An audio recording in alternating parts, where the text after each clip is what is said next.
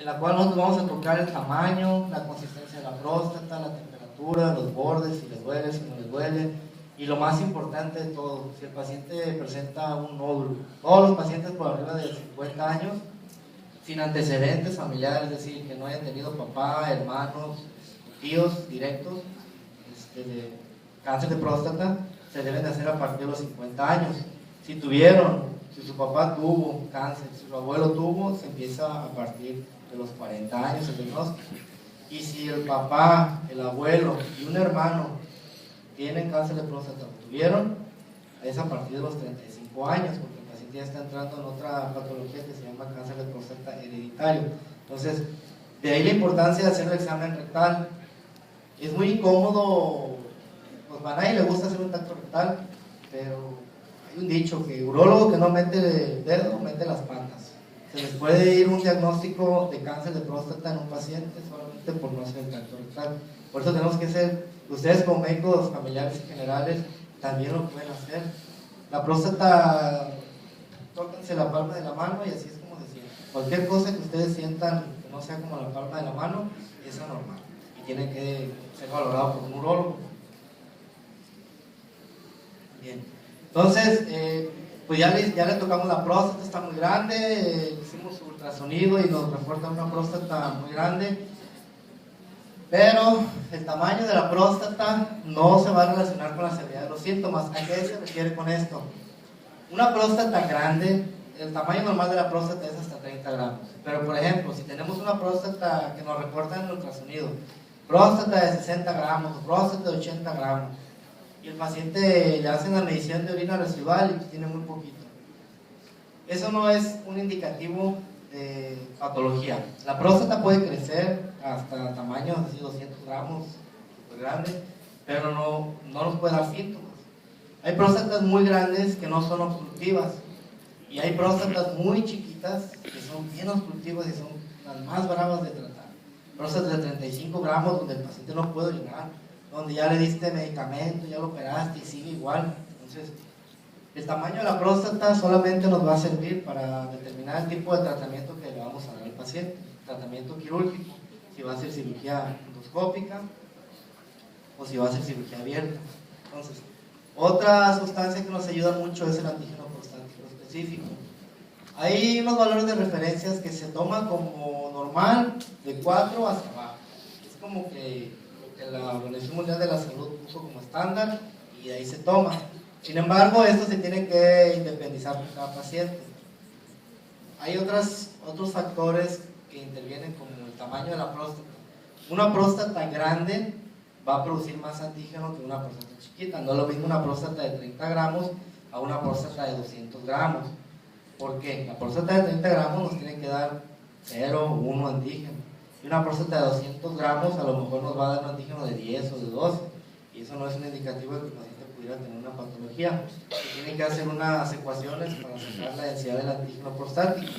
Esa es un cálculo matemático para identificar la posibilidad de cáncer de próstata. Pero bueno, en pacientes con próstatas normales, el tamaño debe ser menor de 4. De 4 a 10 se considera como zona gris. Esto puede ser que tenga o no tenga cáncer el paciente. Mayor de 10, el paciente muy probablemente tenga cáncer de próstata. Y mayor de 20, muy probablemente tenga cáncer de próstata con metástasis. Las metástasis del cáncer de próstata no son a hígado, no son a pulmón, no son a cerebro de inicio. Esas metástasis sí te las da el cáncer de próstata, pero en etapas ya muy avanzadas, muy terminales. Lo principal es hacia los huesos, son lesiones que te van a hacer osteoblásticas, es decir, va a haber crisis del hueso, principalmente. Y el antígeno va subiendo conforme vamos aumentando la edad, pues van aumentando los niveles de antígeno. Por ejemplo, un paciente de 75 años, o arriba de 75 años, va a ser muy raro que lo encuentren con un antígeno normal, simplemente por la edad. Entonces, lo que les comentaba del ultrasonido prostático, van del 1 al 4 y dependiendo del tamaño es el grado que nos va a dar. Esto es muy común que nosotros le pidamos el ultrasonido a nuestro paciente y nos reportan ahí en el escrito que nos mandan una próstata grado 2, grado 3, grado 4. en realidad los grados no tienen tanta relevancia clínica. Lo que ustedes como médicos de primer contacto deben de tomar en cuenta es el volumen de la próstata, los gramos, ¿sí? ¿Por qué? Porque dependiendo del gramaje que tenga, va a ser el tratamiento tanto médico como quirúrgico que se le va a hacer a este paciente.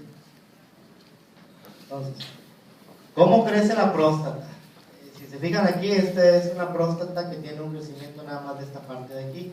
Esto de aquí se llama lóbulo medio. Esto del medio es la uretra prostática. En este paciente tuvo un crecimiento del lóbulo medio y la uretra prostática no se ve tan afectada, hay un calibre más o menos normal. Entonces, este paciente, el tratamiento principalmente consiste en resecarle esta parte de aquí, el lóbulo medio. Estos pacientes no van a mejorar con tratamiento médico, van a mejorar muy poco. Este es otro tipo de crecimiento donde solamente crece un lóbulo de un ladito. Aquí el crecimiento del lóbulo medio, lóbulo lateral, y aquí solamente crece esta parte. Entonces, lo que deseo ejemplificar con esta diapositiva es que cada paciente es individual, cada paciente, pueden todos tener crecimiento prostático, pero no todos van a crecer de la misma manera, no todas las próstatas. Entonces, bueno, ya vimos que nuestro paciente tiene un crecimiento prostático, tiene síntomas, el paciente no puede orinar, se levanta mucho en la noche, se hace pipí, mandamos a pedir nuestro ultrasonido y pues ya, vamos a darle tratamiento. ¿Qué le vamos a dar al paciente? Tamsulosina. Vamos primero vamos a identificar los síntomas que afectan la calidad de vida, ¿sí? Dependiendo del IPSS, la calificación que obtengamos, dependiendo si es moderado o severo.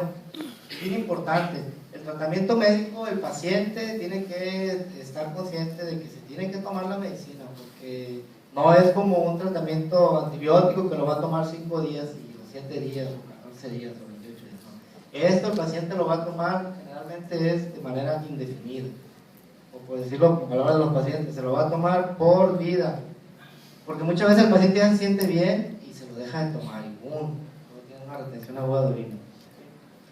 Y también, si el paciente no tiene parámetros francos de tratamiento quirúrgico, le vamos a hacer tratamiento médico. Por ejemplo, si el paciente ya tuvo una retención aguda de orina, si estaba en la sonda y se volvió a tapar y le pusieron otra, pues no es posible que querramos con tratamiento médico tratar a este paciente. O si, por ejemplo, el paciente tiene una piedra en la vejiga, tampoco le vamos a dar tratamiento médico. Este paciente pues hay que operarlo, quitarle la piedra y hay que quitarle la próstata. Entonces, que tengan síntomas moderados y severos seleccionados. Entonces, dentro de la línea de tratamiento, por ejemplo, antes de la década de los 90, por ahí de los 70, 80, todos los pacientes se operaban de RTU, todos les hacían resección transuretral de próstata, y pues era algo muy cruel, porque pacientes de 45 años, de 40 años que comenzaban con síntomas, los operaban. Y estos pacientes, entre más joven operes un paciente, tiene mayor riesgo de hacer una complicación postoperatoria y de necesitar un segundo o una tercera intervención quirúrgica. Pero con el advenimiento de los fármacos como los alfa bloqueadores, cambió este esquema. Actualmente es menor la cantidad de pacientes que operamos, la gran mayoría los tratamos con medicamentos, y los medicamentos en un inicio no eran tan selectivos. En esta imagen de aquí ustedes pueden apreciar estas bolitas de color.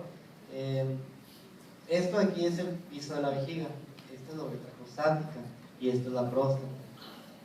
Todas esas bolitas azules representan los receptores alfa, principalmente los A1. ¿Esto qué es lo que ocasiona? Esto ocasiona contracción del músculo liso.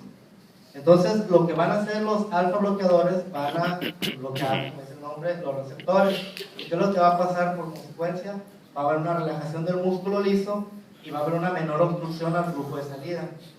Entonces, principalmente se encuentran en el piso, en el trígono vesical, en el piso, por aquí entran los ureteros, en el tercio inferior del uretero. Por eso es que también a los pacientes que tienen piedras ureterales pequeñas, el tratamiento es con alfa bloqueadores, porque bloquean también la parte distal del uretero.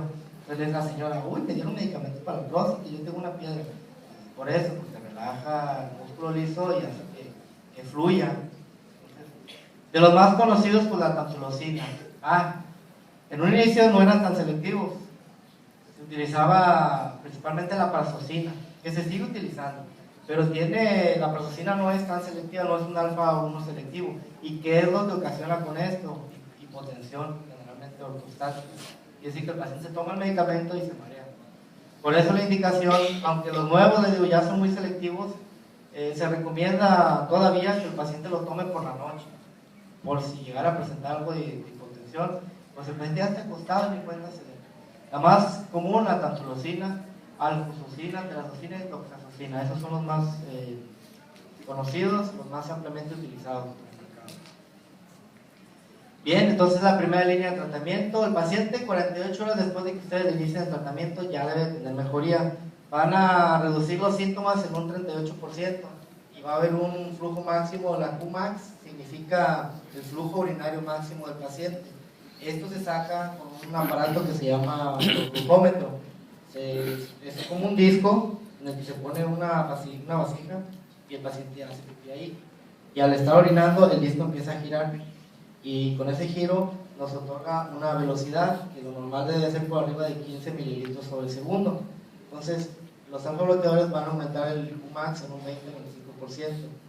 El paciente hay que darle mínimo un mes de tratamiento, porque luego a veces también quieren que en cuanto luego se lo toman, pues ya sentir mejoría. Entonces hay que darle chance al medicamento cuando menos un mes. Si en 3 meses de tratamiento el paciente no mejora, pues ya hay que hacer un cambio en el tratamiento. Entonces, como les decía, los efectos secundarios más comunes: cefalea, mareos, hipotensión arterial, astenia, fatiga, congestión nasal y disfunción eyaculatoria. Esto es lo más importante que le tenemos que decir al paciente, sobre todo al paciente que está en etapa sexual activa. ¿Sí? ¿Por qué?